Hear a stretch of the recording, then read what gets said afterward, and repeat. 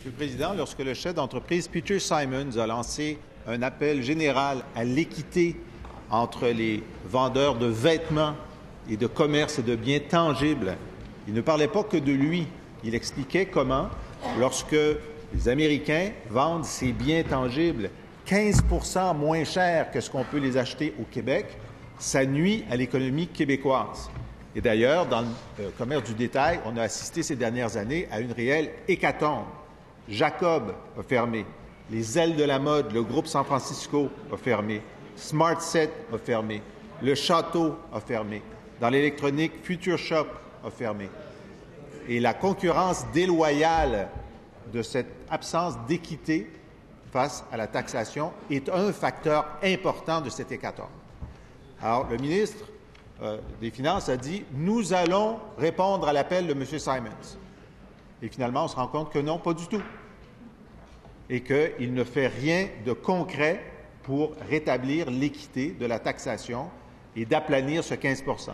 Il dit que ça va être le fédéral qui va s'en occuper tout seul à la douane. Et on sait très bien que ça ne réglera pas le problème. Alors, il est possible d'appliquer aux biens tangibles la même chose qu'il veut appliquer aux biens intangibles. Pourquoi refuse-t-il de le faire? Combien d'autres? Monsieur le Premier ministre. D'abord, je partage une partie du préambule du collègue dans le sens que la compétition du commerce en ligne a un impact considérable sur le commerce au détail. En fait, ce qui se produit pour beaucoup de nos commerçants, c'est que les citoyens viennent dans la salle de montre de nos compatriotes pour voir les articles, pour par la suite ne pas faire l'achat malheureusement sur place et le faire plutôt en ligne lorsqu'ils retournent à la maison. Donc, sur la question de l'équité fiscale, on est tous ici du même côté. La question essentielle, c'est le moyen. Et hier, il a eu cet échange avec moi et avec le ministre des Finances que je résumerai de la façon suivante. On peut le recommencer s'il veut, mais les questions et les réponses sont essentiellement les mêmes.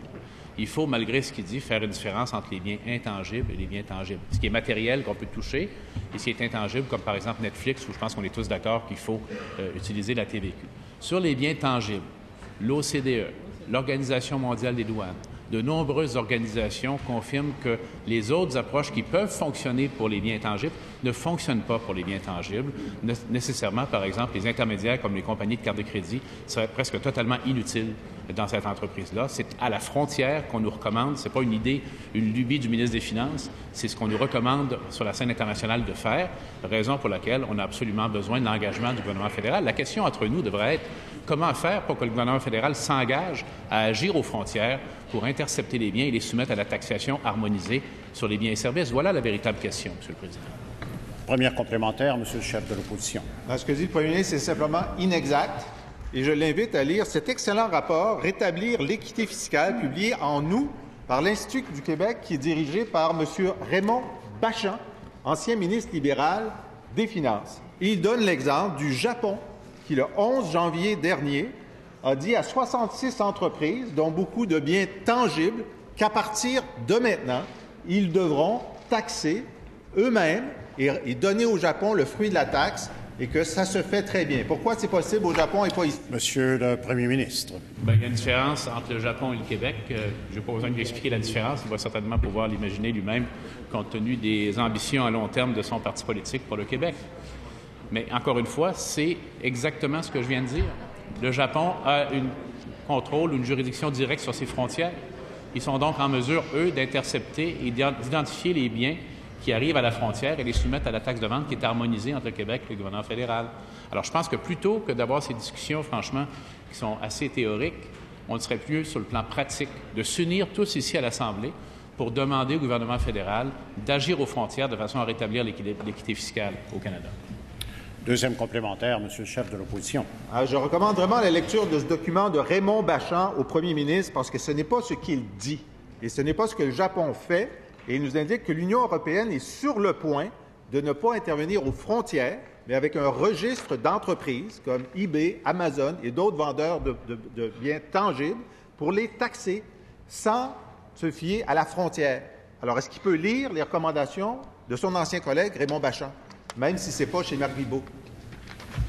Monsieur le Premier ministre. Alors, je vais juste indiquer à mon collègue, pacifiquement et gentiment à mon collègue, que s'il veut aller sur ce terrain-là, j'ai beaucoup d'exemples de son propre parti politique. Je préfère pas aller là, moi. Ce que je vais lui dire, cependant, c'est encore une fois qu'on regarde tous les rapports, on les lit tous, les rapports sur l'équité fiscale.